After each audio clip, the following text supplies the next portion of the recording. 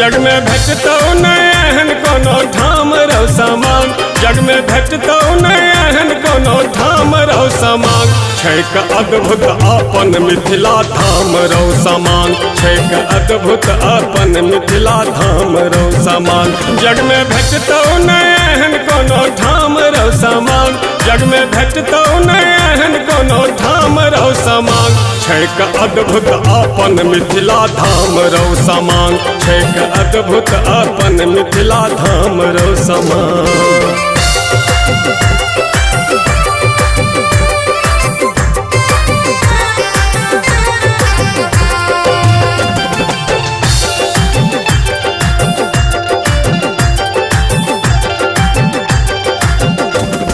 सुनने नहीं कतहु तो मीता, माटी सो जन्मल बेटी सीता। सुनने नहीं कतहु तो मीता, माटी सो जन्मल बेटी सीता। जता हरबाह बन के चुभाबै छै घाम, जता हरबाह बन के चुभाबै छै घाम। छैक अद्भुत अपन मिथिला धाम रहो समान, छैक अद्भुत अपन मिथिला धाम रहो समान।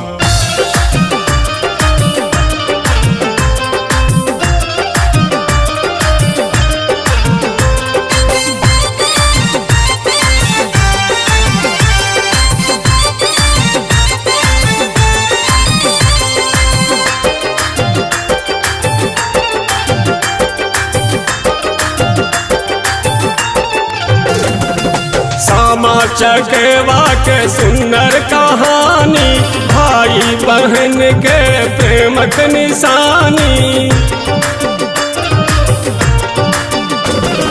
सामा चकेवा के सुंदर कहानी, भाई बहन के प्रेमक निशानी।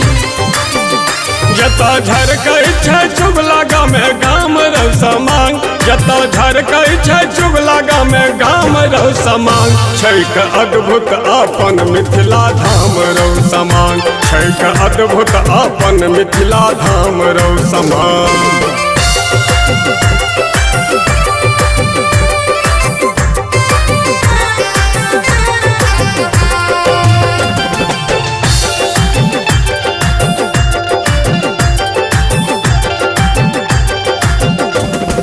वीर सलहेश विद्यापति ज्ञानी, चरवाहा के लायत शिवदानी।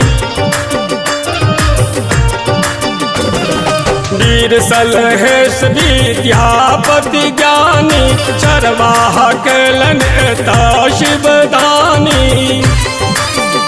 सब पीढ़ी के चन्ना छै माम रहो समान, सब पीढ़ी के चन्ना छै माम रहो समान। छैक अद्भुत अपन मिथिला धाम रहो समान, छैक अद्भुत अपन मिथिला धाम रहो समान। जग में भेटतौ नहीं एहन कोनो ठाम रहो समान, जग में भेटतौ नहीं एहन कोनो ठाम रहो समान। छैक अद्भुत अपन मिथिला धाम रहो समान, छैक अद्भुत अपन मिथिला धाम रहो समान।